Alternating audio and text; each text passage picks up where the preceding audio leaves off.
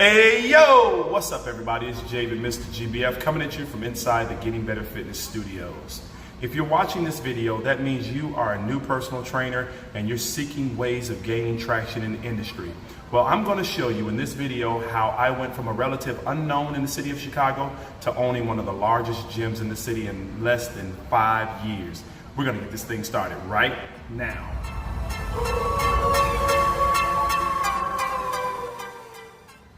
What's up guys? If you've tuned in to my channel and this particular video, that means you are seeking ways of gaining traction in the fitness industry. Well, before we get any further, I would like you to do me one quick favor. Subscribe to my channel because I upload original content every single week and I'm sure it's going to be some information that you can use. Also, click the notification bell so you'll know when I upload new content. But let's get this thing moving. My name is Javid, Mr. GBF. I am the owner of Getting Better Fitness. It is a gym here in the city of Chicago that is unlike any other in the city. We do boot camps and personal training.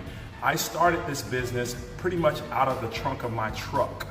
Didn't have any clients, didn't have any income, but with just these 7 basic principles, I was able to grow this gym into one of the largest gyms in the city. Let me tell you about it right here, right now. Step number 1. I know that in every single class that you take and every single certification that you receive, you're taught to value your knowledge and value what you have to offer. But unfortunately, one of the biggest mistakes that I made, and you can probably make when you start off, is trying to price yourself above your resume. So step number 1, tip number 1, build your resume before you try to build your price sheet. Because the bottom line is when you first start and you have no resume, no one knows who you are and you have nothing to prove that you have the knowledge or the skill to make it happen for people. You have to understand when people trust you with their weight loss process, that means they're trusting you with their life. So you have to be able to show them results so that they will know that you have the capability of getting them to where they want to be. Step number 2, make sure you brand yourself. I don't care what you do in this industry, brand yourself so that when people see you, they know it's you.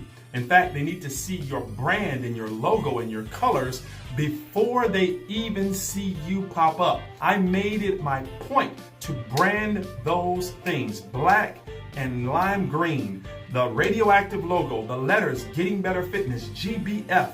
I made it a point to brand it to the point that when people see that, they think of me. Tip number 3, very important, be reliable. People need to know that when they have a session scheduled with you, you're going to be there waiting on them and prepared to train them. People are always looking for reasons to quit their workouts. They want to find a reason to stop. You can't be their reason to stop. You can't give them a reason to say, no, I ain't coming today.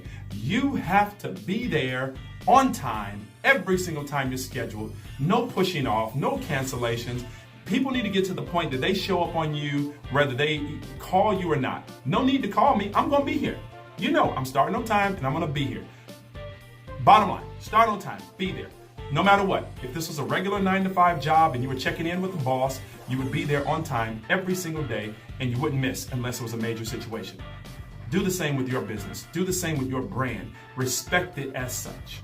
Tip number 4, build a garden to pick from.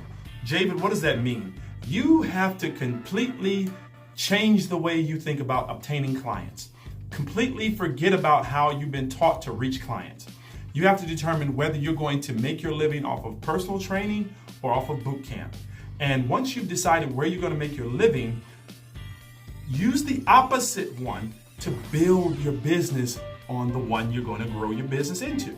What does that mean, Javid? So if I make my living off of personal training, I need to use my boot camp to feed my personal training book or business. Simple as that. I need to make sure I use this to feed that. Okay? So this is the garden. You build it, you cultivate it, you grow it, you do everything you can to keep this full so that when harvest time comes, you can pick from the garden and eat.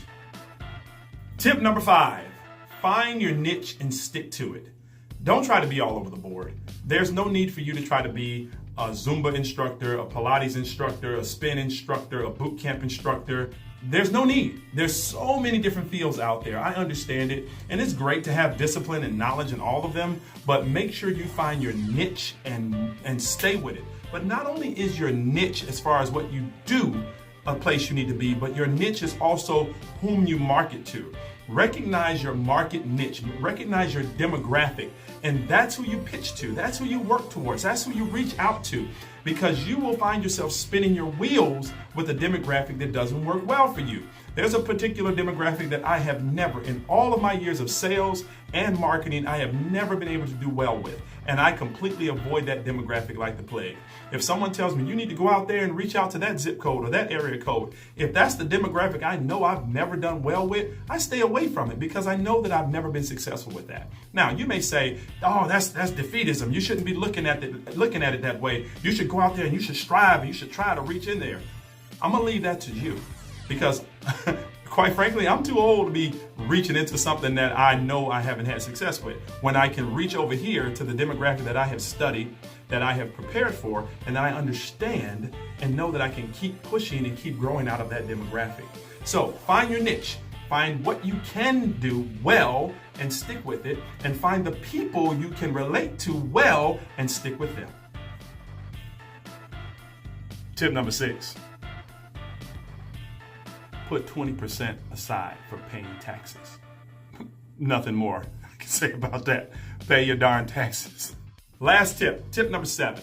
Listen, there's enough people in this city to go around. There's enough people in your city to go around. There's enough people in any city to go around.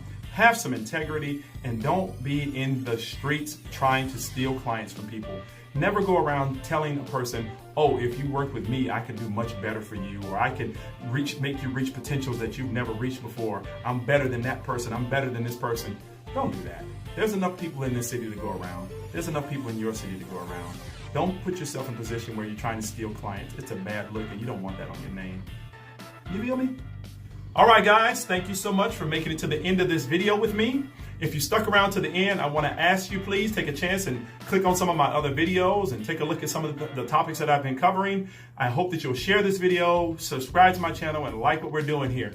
Please leave some comments in the comment section below and help me understand what it is you're going through, and maybe we can dialogue with one another and find some common solution to help with common problems. Thank you guys so much again. It's been Javid, Mr. GBF, coming at you from inside the Getting Better Fitness Studios.